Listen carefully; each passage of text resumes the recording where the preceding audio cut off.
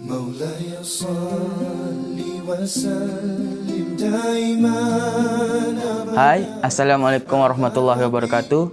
Saya Muhammad Abdullah bin Muhammad Zulkifli. Amirul Mukminin bin Ahmad Sawal. Nama saya Muhammad Amin Najwa bin Zamah Saya Muhammad Zamid Ikhwan bin Muhammad Faizan daripada kelas DCD 5A. Daripada Kolej Profesional Mara, Indra Mahkota, Kuantan, Pahang. Saya sekarang ini berada di rumah keluarga saya iaitu di Muar Johor. Saya sekarang berada di rumah saya di Batu Gajah, Perak. Saya berasal daripada Shah Alam, Selangor. Saya di Cendering, Kuala Terengganu. قاصدنا واغفر لنا ما مضى يا وسيع الكرم. Sambutan Ma'al Hijrah adalah sebuah sambutan tahun baharu dalam kalender Hijriah. Seperti yang kita sedia maklum, kalender kita yang digunakan dalam negara ini terdapat dua, iaitu kalender Masihi, iaitu seperti tahun sekarang iaitu 2020, dan kalender Hijriah. Jadi, sambutan Ma'al Hijriah ini adalah sambutan yang disambut ketika tahun baharu. Kalender Hijriah diperkenalkan pada tahun ke-17 Hijriah, iaitu pada tahun pemerintahan Saidina Umar Ibn Al-Khattab. Saidina Umar Al-Khattab menetapkan permulaan tahun Hijrah adalah pada tahun bermulanya Nabi kita Saidina Muhammad SAW berhijrah daripada Mekah ke Madinah. Peristiwa ini berlaku pada 2 Rabiul Awal 14 September 622 Masihi. Antara kemuliaan bulan-bulan haram ini ialah disunatkan berpuasa. Daripada Abu Hurairah dalam hadis ma'fum telah berkata, Nabi ditanya, apakah solat yang lebih afdal selepas solat fardu, dan apakah puasa yang lebih afdal selepas bulan Ramadan? Maka jawab Nabi, sebaik-baik solat selepas solat yang telah difardukan ialah solat yang pada pertengahan malam, dan sebaik-baik puasa selepas bulan Ramadan adalah puasa pada bulan-bulan Allah, iaitu bulan-bulan haram. Hadis diriwayatkan oleh Imam Muslim, Abu Daud, At-Tirmizi, An-Nasa'i dan Ibnu Majah. Di samping itu, sunatkan juga kepada umat Islam untuk berpuasa pada 9 dan 10 Muharram. Ini kerana tarikh 10 Muharram atau dinamakan sebagai Hari Ashura yang bermaksud 10 mempunyai nilai sejarah yang tersendiri.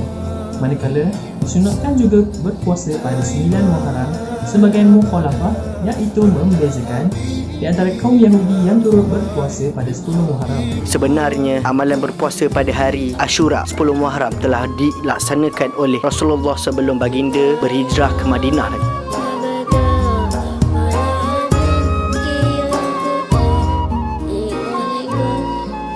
Peristiwa penting di bulan Muharram. Di samping melaksanakan ibadah puasa sunat ini, suatu yang sewajarnya dijadikan pengiktibaran pada peristiwa yang berlaku pada 10 Muharram bila Allah menenggelamkan Fir'aun ke dalam laut akibat keingkarannya dan keangkuhannya. Peristiwa lain yang dikatakan berlaku pada 10 Muharram ialah mendaratnya kapal Nabi Nuh di atas Bukit Judi. Selain itu, peristiwa Nabi Yunus AS yang terselamat di dalam perut ikan paus adalah salah satu peristiwa Muharram. Jadi, kerana itulah pentingnya peristiwa hijrah bagi kita sebagai umat Islam, dan kita perlu mengenangnya kerana kita sebagai umat Islam perlulah mengingati akan jasa Nabi, akan usaha Nabi, akan segala susah payah Nabi dalam melakukan hijrah Nabi daripada Mekah ke Madinah. Yang kerana itulah kita menyambutnya bulan awal Muharram, salah satu bulan kemenangan dan juga salah satu bulan yang penuh kisah-kisah keajaiban, kisah-kisah Nabi-Nabi terdahulu yang berlaku padanya pada bulan Muharram.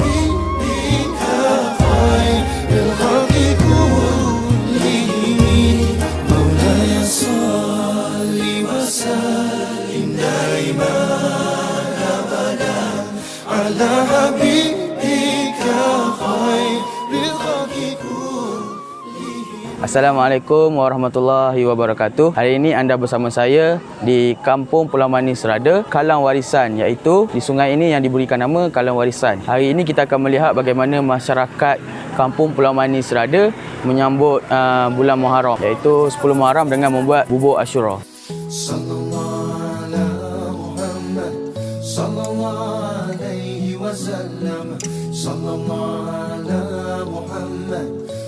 Masyarakat di Kampung Pulau Manis Serada telah berkumpul di Kalang Warisan ini pada jam 8 pagi lagi untuk mengadakan gotong royong kecil-kecilan bagi membersih kawasan setempat dan sungai mereka ini.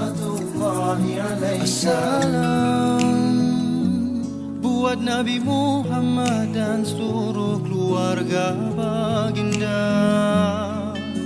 semua para sahabat. Sekarang ini, masyarakat di Kampung Pulau Manis Serada sedang melakukan persiapan awal untuk membuat bubur Ashura.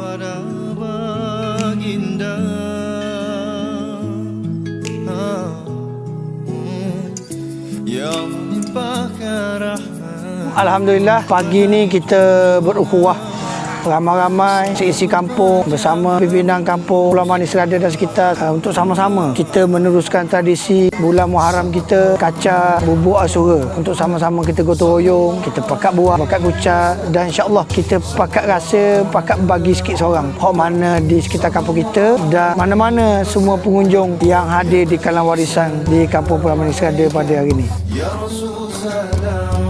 Seperti mana semua maklum, semestinya lah kacar bubuk Ashura ni mengambil hikmah dan cerita pengejaran daripada kisah pelayaran Nabi Nuh bersama bahteranya sewaktu banjir besar dan berlakunya gotong royong membuat bubuk melibatkan pengumpulan apa jua makanan yang ada, terutamanya kacang-kacang bersama seisi kapal menjamu selera dengan semua yang ada di atas kapal tu. Dan daripada manfaat pada hari ini kita bersyukur dengan rezeki yang Tuhan bagi dan kita kena muafakat, kita kena perpaduan sama ummah dan kita kena wujudkan sebuah kasih sayang bukan sahaja bersama Muslim juga bersama non-Muslim. Dan benda ni harus menjadi satu pegangan, satu ukhuwah yang perlu sentiasa diwarisi bukan saja di kampung, di mana juga di bandar dan sebagainya. Jangan sehingga ke akhir zaman. Jadi bubuk Ashura ni kita adakan pada hari ini sebanyak 2 kawah. Satu kawah tu dengan sukatan 1 gantang. Untuk mulakan kita buat bubuk Ashura ni, resepi dia nya 1 gantang beras direndam 1 malam. Jadi apabila cukup 12 jam biasanya kita akan rebus beras tu untuk menjadi bubur. Selepas menjadi bubur kita akan masukkan halia, bawang merah, ubi, keledek, jagung. Jadi kita kacau semua tu biar dia masak hancur di dalam bubur nasi yang telah empuk tadi. Lepas tu barulah kita letakkan pula santan. Kita letak 1 kilo santan.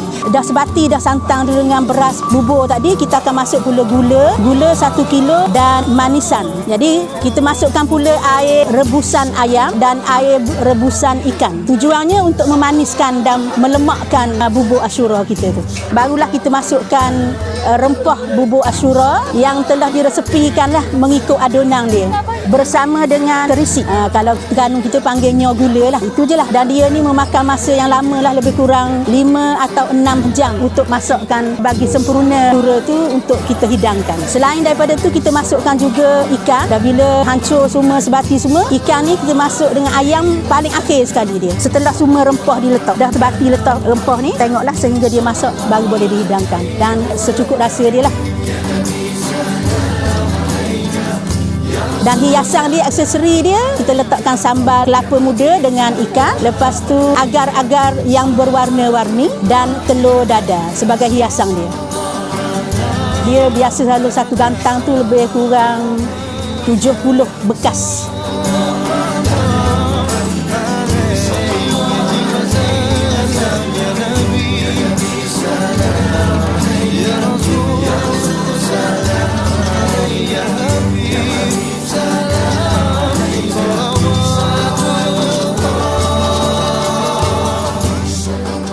Selain daripada gotong royong buat sura, pihak warga Pulau Manis juga mengadakan gotong royong seperti menebah kubur, gotong royong membersih kawasan jalan, gotong royong membuat rumah, gotong royong bersih kalang dan juga gotong royong lain yang terbabit dengan masyarakat. Jadi pihak warga Pulau Manis sentiasa mengamalkan gotong royong lagi, juga termasuk gotong royong jamuan kahwin. Jamuan kahwin di Pulau Manis tidak menggunakan catering. Dia hanya menggunakan gotong royong orang ramai. Maknanya satu gotong royong tu semua rumah keluar, kecil besar tua muda. Kita jayakan pergerakan gotong royong dengan cara berkeluarga. InsyaAllah. Terima kasih.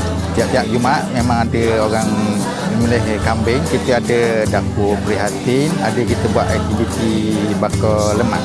Kita hadir untuk orang kampung. Jadi dari segi penglibatan warga kampung, baik tua muda, beli apa pun okey saya tengok setakat ni. Sambutan pun alhamdulillah lah. Kalau macam banyaklah aktiviti nak memanah ke aktiviti yang lain.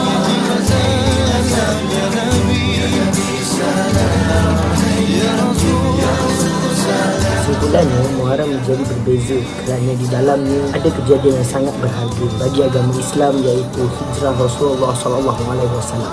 Banyak keistimewaan yang diberikan oleh Allah pada hari ini, di antaranya adalah gandaan pahala bagi yang melaksanakan ibadah pada hari itu. Hari ini adalah hari kasih sayang. Dianjurkan oleh semua Muslim untuk melaksanakan kebaikan menambah bekalan pahala ini dengan bersilaturahim, beribadah dan banyak bersedekah, terutamanya bersedekah kepada anak yatim piatu. apa yang baik datang dari Allah Dan yang kekurangan itu datang daripada diri kami sendiri. Ambil yang jernih dan buanglah yang keruh. Sekian, wabillahi taufiq wal hidayah. Assalamualaikum warahmatullahi wabarakatuh.